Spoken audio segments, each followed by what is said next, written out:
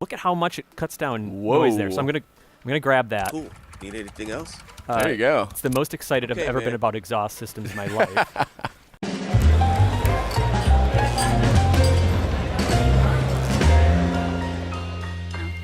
Hey everybody, welcome back to another episode of PlayStation Underground. You got Tim here and also Sid. Well, how do you do? Hey Sid, how's it going? It's going well. Looking forward to this one. Really appreciating the polish I am seeing on this. Oh yeah. I think Ben Studios really kind of used these last few months wisely. I see like just a nice, it just looks really buttoned up to me. And I really like the stylized, we're here with Days Gone on PS4 Pro, but yeah, I really like, in addition to just the sort of like really convincing visuals, but like the style of the, the mechanic bench against the back there. This is Copeland's camp, so we're about an hour into the game, and we're going to show off a little bit of the open world. So before we hit the road, though, Sid, I wanted to show you. I got some new upgrades here. So I got to level 1. Basically, by completing some quests, you unlock some reputation with the camp. And in this case, Manny here has some additional upgrades for me. I already... Fascinating. Yeah, I got a little bit of a better fuel tank now, so we can ride around a little bit better, extend our road trip. Always helpful in the freaker apocalypse. So helpful. And then this one I was thinking about. So this has always been my issue with using motorcycles in a post-apocalyptic world. You want to stay stealthy, right? But you can actually upgrade your exhaust. So look at how much it cuts down noise there. So I'm gonna grab that. Cool. Need anything else? There you go. It's the most excited I've ever been about exhaust systems in my life. Back to work. And so I actually have pinpointed a spot that I think would be pretty cool to check out once we roll out of camp here. Let's do it. Yeah, this is looking nice. Thank you for opening that gate. So one cool thing I'm going to do here is I'm going to swipe right on the touchpad. Ooh. So Boozer's hanging out up here. Again, I'm about an hour in. I've been kind of looking for some supplies to help out Boozer. But since it's opened up a little bit, I've been sort of exploring a little bit. I want to show you this spot right up here. You got a hot spot for us. I got a hot spot. All right.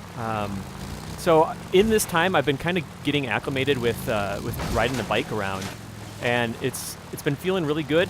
You can drift with the circle button, but also like there's some nuances that are really cool, like coasting down hills to conserve on gas. So you're actually only using any fuel when you are actually accelerating. So that's a nice tip there. Yeah, I like that one. I'm digging this environment quite a bit too. This is set in the Pacific Northwest, which is not a setting we see a whole lot in the gaming world, or at least not to this point, and has just a really unique, very natural beauty look to it. It's really pretty. There was actually a moment the other day where I was playing, and like sometimes it's rainy, sometimes it's really sunny, and you'll hear birds chirping, and I forgot I was in a post-apocalyptic game because it was just really beautiful. Taking a shortcut. And so, as you see on the lower right, there are some icons next to the mini-map. There is this sort of screwdriver and wrench, looking like a skull and crossbones kind of, and then the gasoline icon. And those are some of where like the lighter survival elements of the game come into place. Okay. When I crossed that stream, I think I might have dinged the bike a little bit, so lost some of the durability. If that takes too much damage, your bike is toast. You got to do like a field repair. Yeah, and then there's gas, which we upgraded a little bit of the tank, but there's been some tense encounters where, I've had to like coast into camp and just barely got in to refuel, because if you run out of gas out here, not good at all. So we've arrived at our destination, and we were talking a little bit about like coasting down hills to save gas. One thing that I've learned, and I would recommend to folks, is when you approach something like this, where it looks like, I don't know, there could be some freakers around. This is one of their feeding grounds, isn't it? Yeah. So this is one of the mass burials, and I'm just kind of walking my bike, and that is actually not as slow as you'd think it would be. And it's a good way to save gas when you're exploring, but you want to kind of stay on your toes and be able to bail. And something Sid, you and I learned when we were playing the game last was to make sure to have an exit strategy. Yes, very important in this game. I mean, one of the things I learned very quickly with my limited hands-on time with Days Gone is nothing is very routine in this game. Yeah. Anything can happen at pretty much any point. which is why I wanted to make sure to position the bike so I got an easy getaway. Smart. I've been interested in checking out this MMU, which are kind of like environmental puzzles. So this one, I think, you know, we've seen some examples where if you get the power, you have to get the power generator turned on. Figures. And a lot of times there will be alarms that will get set off here. That's not good. Freakers respond to noise, right? Yeah, exactly. And speaking of freakers, there's some pretty ominous music that's kicked in here. They hibernate during the day. Way onto the roof. But I'm still kind of staying on my toes here. Ooh. Yeah, so I have all the doors are locked on this one, so I'm gonna give this a shot. See, this is what happens when you don't put your parking brake on. It's true. People could just shove, like when you're not around, people shove your cars around and use them to solve puzzles. It's an epidemic. It's a real problem. Some things never change in the freaker apocalypse. You say freakers are the problem. I think it's people moving your cars around. So what's the point? Like, why would you want to get into this place? So there are, this is Nero's mobile medical unit. Oh, dear. Oh, God. Hold that thought. All right. All right. So I think that we've stumbled upon a smaller horde. Sorry. I'm trying to equip my pistol here. Okay. I'm going to detach my silencer. So, so this is a horde. 1 second here. Fun. I also have a little bit. Oh, nice one. All right, so that's not even, I think, half of the problem addressed here. I'm going to grab my handy-dandy bandage here as well. So I have encountered a smaller horde like this a couple times. The strategy that I like to employ here is to kite them around as much as possible. Mm-hmm. You got to really look the devil in the eye here in some situations. Oof. Oh, no. All right. And sometimes you just got to keep moving. Yep. My stamina is not incredible, but one other strategy here, I'm going to actually pull out my Molotovs, and hopefully I get a little bit of a conga line here. Here we go. Oh, okay. Nice one. Okay. And I'm going to recommend also that you do a few dodge rolls in there. Yeah. And you know, one thing I've noticed too is you'll always have the one guy who's just nipping your heels, and you want to take them out because they can really throw off your rhythm here. Oosh. Okay. This is getting a little Sid, freaky. My heart is racing. Okay. What's the plan? I'm gonna also kite them past these barrels, and hope that I can get enough of them bunched around it at once to thin them out. All right. Okay. That helped. That worked out all right. And again, trying to not run constantly, not to drain my stamina, because you're going to need it in bursts. Interesting. Yeah, I mean, they've Ben Studios pointed out a number of times that Deacon is sort of no athlete. And he makes comments about that too. He's like, "Oh man, I need to get in shape," which I can relate to. It's the one thing I can relate to with Deacon, I think. So let's see. This is, and this is not a bad. Okay. All right. Oh, you see, that's what I'm saying. You got to be careful about the guys that are nipping your heels there. So I like this this inventory management system. It's a little bit reminiscent of Horizon, but the weapon wheel is really slick, and I love that you can craft within it as well. Mm-hmm. Which, speaking of that, the Molotovs are so handy. But I got one left, it looks like. So this might be another good opportunity for a pipe bomb I picked up. I haven't learned how to craft these, but I have encountered some in the wild. Okay. I think we have another explosive barrel. Oh, God. Grab some ears. Okay, here it is. Okay, good. Okay. You see, but I don't want just the one guy. I want all of them. Excellent. Now, this is actually a pretty small horde. It is. This is one of the more manageable hordes. Oh, no. What have I done? Oh, What have I done? Careful. Oh, geez. Just slap a Band-Aid on there. You're good to go. Yep. Okay. All right. Let me think. You could hop on the bike and get out of Dodge. I could, but I tried. Okay. Let's see. I'm going to do one more bandage here. Craft a few. He's so fast at crafting these. Yeah. He's got those quick fingers. Okay. That helps.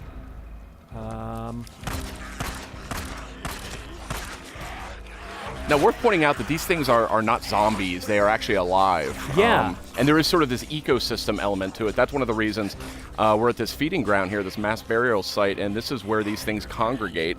And they feed there. And there's some other places in the game as well, caves and sort of dark corners that they will hibernate in. So you always want to keep your eyes peeled, and could be a horde hiding anywhere. And there's a variety of, sometimes there's hordes, sometimes there's also nests. And if you clear out nests with Molotovs like this, you'll also kind of thin out the freaker numbers in that area. So it'll be a little bit, if you want to do some exploring, it'll be a little bit more manageable. Yeesh. Yeah, I know. I think we're making good, steady progress on these guys. There's some more explosive containers over here. Did you get a look at how many were left? Oh yeah, that's another good tip. Is just not being afraid to look the devil in the eye a little bit and see how many are on your tail. There you go. What about that big sword on your back? It's a great idea. Oh yeah. So yeah, it's actually a lawnmower blade. Perfect. See. We got one more. A sling blade? Isn't that what they're called? Yeah, like a. Is that what those are called? I think we so. got it. Okay, actually, that's the Death Train Horde. Okay.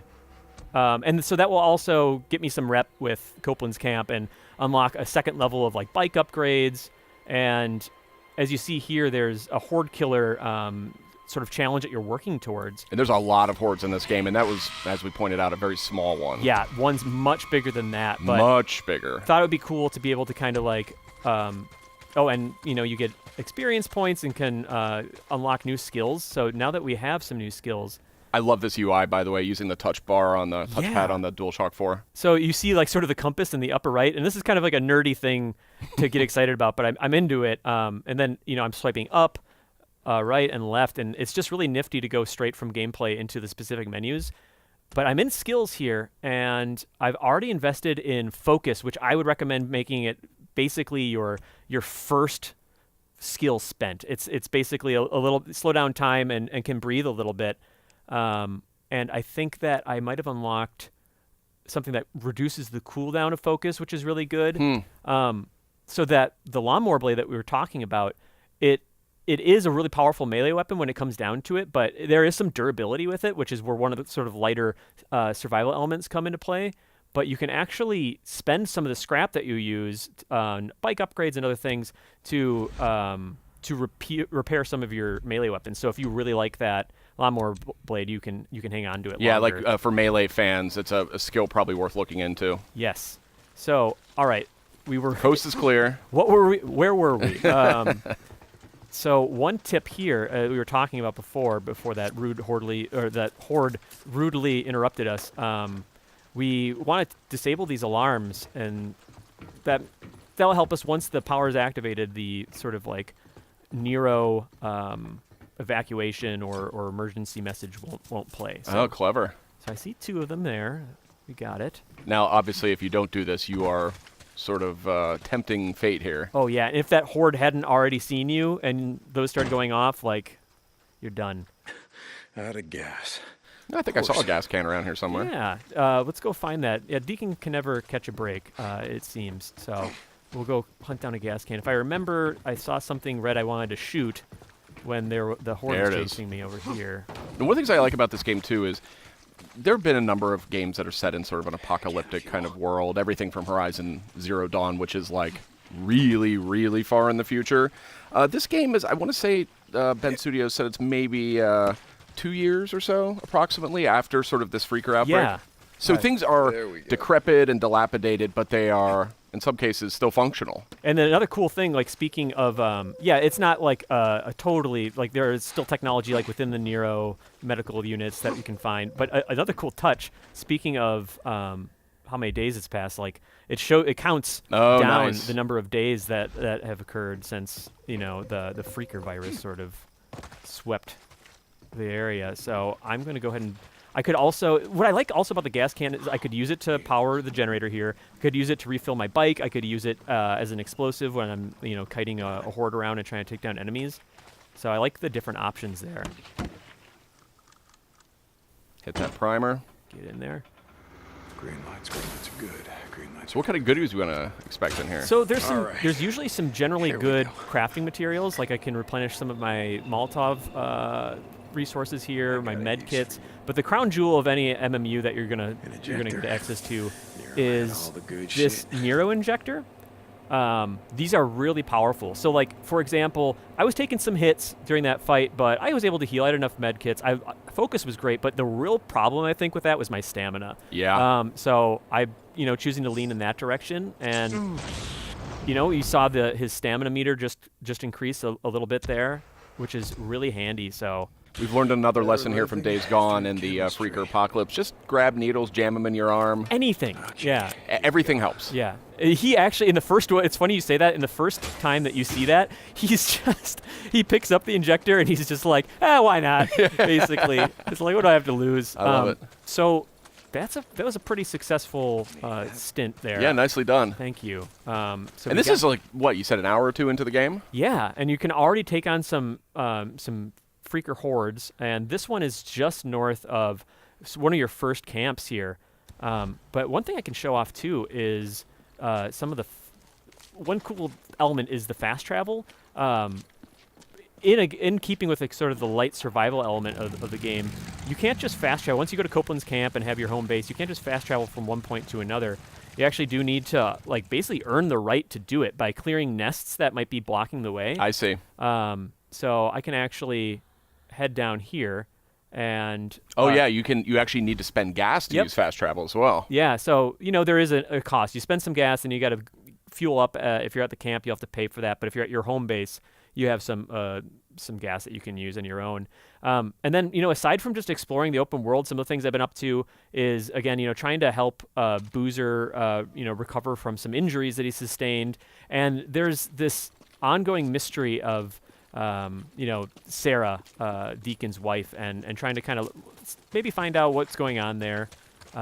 We have another Nero unit here, but yeah, that's sort of like a good look at two of, I'd say, like the main enticing elements of Days Gone, as far as the MMUs, and then also just taking on Freaker hordes.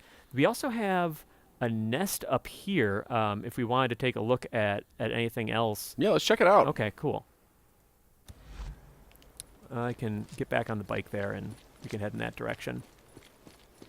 And what's nice is that the bike actually shows up on your minimap, so that you won't lose track of it. It's super important because I think, you're not going to want to go out without the bike. It's not just like an option. You see, now that I'm on it, I can actually quick save. Yep. So it is essentially like your lifeline in the world. So I'll actually go back to where Boozer's hanging out, and then I'll gas up from there. Perfect. So what's standing out to you? You've had a little bit of time with the game. What's been standing out to you most, would you say? So it's really a confluence of things. I think there's just enough survival mechanics with the bike management and the upgrades, and upgrading Deacon, but also the weapon durability, that it scratches a lot of the itches I have for that sort of genre. But I've never gone whole hog in survival games where it's just like you're managing hunger, and thirst and sleep. Yeah, like you can sleep in this game, but it just advances time. Mm-hmm. So it has just that right amount of it. But also, I don't know if I've played, that I can think of personally, a open world game that sort of satisfied this sort of post-apocalyptic survival element of like all these cannibalistic creatures around you. Like, I'm a sucker for, we were talking a little bit earlier today, games like, Infamous Second Son, where you're slowly reclaiming parts of a map and sort of, staking your claim. And the idea that you can clear out these nests and make it a little bit safer to explore. And then the satisfaction of taking down a horde. I'd say taking down the horde has been one of my favorite elements of the game. That's cool. And one of the things about this game, too, is you never know exactly what's going to happen. So we don't know if we're going to come across maybe a Rager Bear or another horde as we kind of make our way here. And I think that's what's going to be really fun to see. You and I had an experience when we were playing a little while ago where we were on a sort of a bounty mission. We were taking out a bad guy. Oh, what do we have here? I was just seeing if I could just cause some a little bit of riffraff. a ruckus.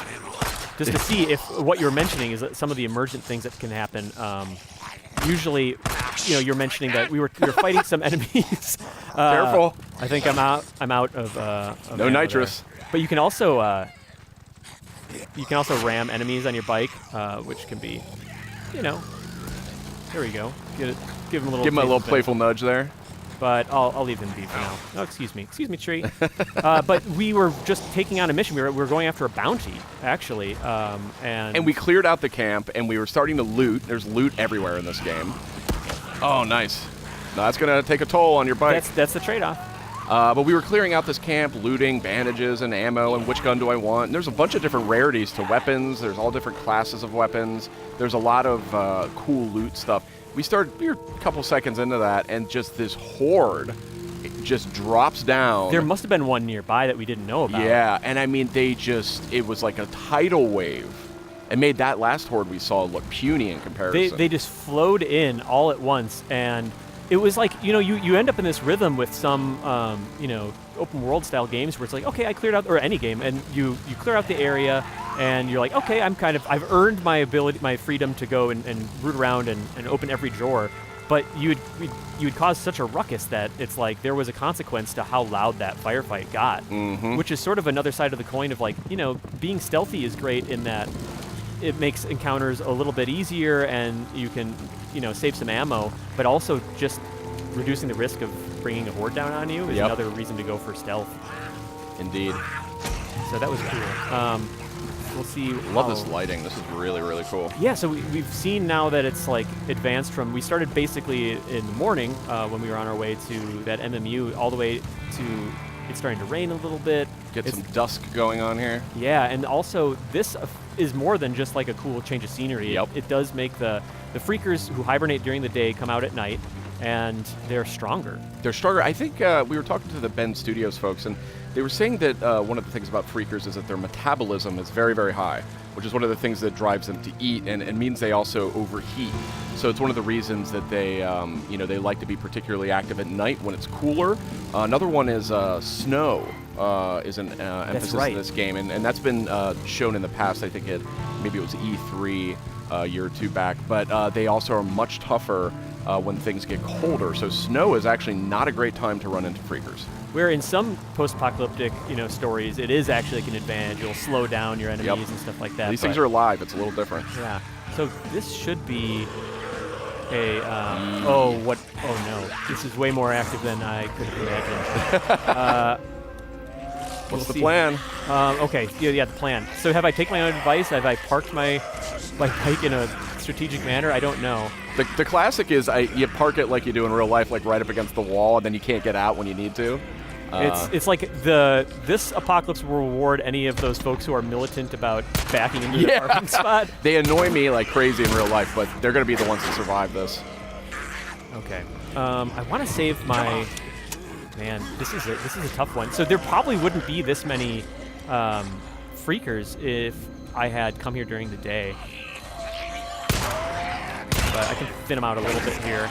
Nice dodge. Again, that's going to come in handy. I love games with dodge. It's just so much fun. Come on. And the stamina meter. Oh, I got. Ooh. Careful. Yeah. You gotta think on your feet a lot. So I have a lot of crafting materials, but not enough to make a Molotov right at this very minute. I used a lot on my horde encounter there. It's unfortunate. Nicely done. Yeah. And I can also lean on my... There you go. I was going to suggest that. Ooh. Down you go. Down you go. I spent some more time with Deacon while playing the game, and he is like... He's kind of a goofball. In some scenarios, he's very like... When he's on his own, you can tell that he's spent a lot of time by himself, and... Oh, man! I did not see them coming at all. And he kind of like will make comments on radio shows and stuff like that. Oh, really? And he just kind of cracks himself up sometimes. It's kind of funny. Okay. This is good tactics work here. I'm trying. Okay, you got one down. Oh, melee takes away your stamina as well? That's right. Just like in real life. When I get into crowd battles like this in real life, I get tired real quick. It is fun to watch you throw down this, I'll admit. Okay, I think. Is this the nest over here? Yeah, I think wonder it is. They It looks might like it. be continuing to generate around here, so maybe I would need to come back with. You know, there's probably a gas can or something nearby that I might be able to toss in there. I'll take a couple pot shots here since I got a minute. They're definitely tougher. Yeah, definitely. Like, I think I was taking down freakers in about about three hits before, and with my melee, and Bowgun. it's taking a little bit extra. Okay. You gotta have a bowgun. Okay. So let's see if I got enough for a Molotov. I think I might just be missing one reg, and it's like really cleanly laid out for you. I'll switch back to the machete. You can see when I'm looking over the materials in the middle there, I can see I'm just missing one reg. So let's take a quick look here. Surely there's something around here. Discarded pair of underpants. Yeah, just use your own. Just use your own. There you go.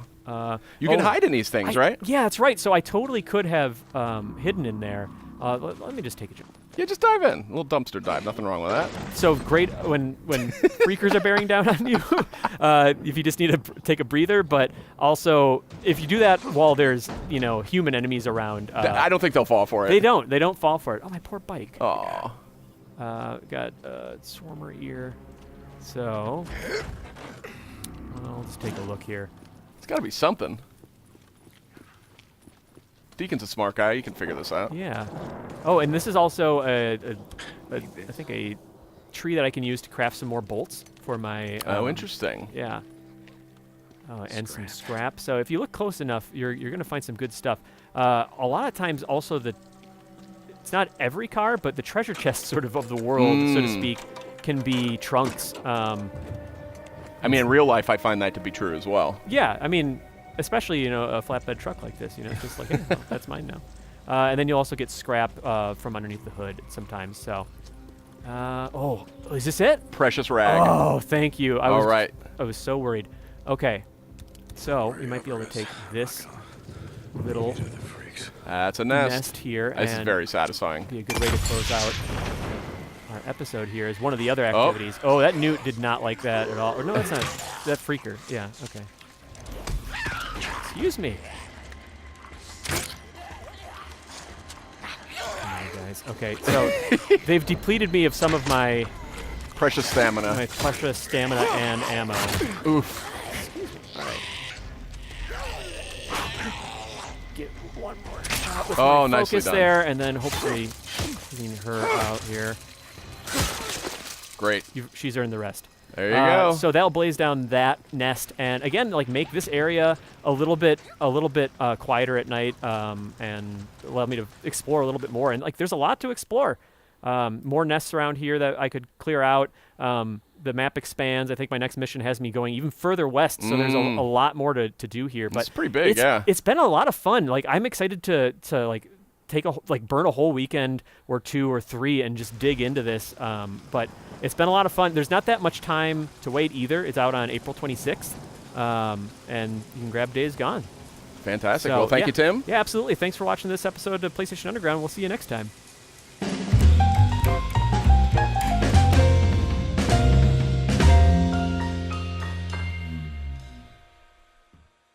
PlayStation